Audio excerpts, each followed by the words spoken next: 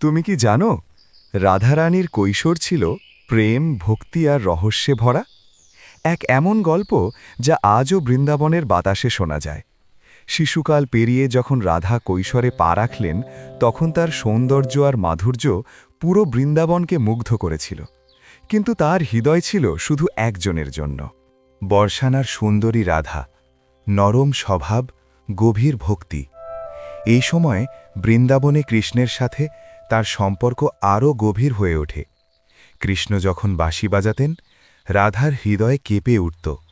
রাতের আকাশে চাঁদের আলো আর বৃন্দাবনের বনে শুরু হতো রাসলীলা।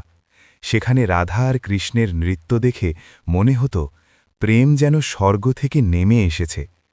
রাধার প্রেম ছিল নিঃস্বার্থ, সেখানে ছিল শুধু ভক্তি আর আত্মসমর্পণ।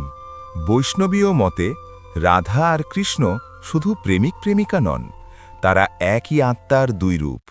তাই তাদের প্রেমকে বলা হয় পৃথিবীর সবচেয়ে পবিত্র প্রেম। আপনি যদি রাধা কৃষ্ণের এই চিরন্তন প্রেমে বিশ্বাস করেন, ভিডিওটা লাইক করুন, শেয়ার করুন আর কমেন্টে লিখুন রাধে রাধে।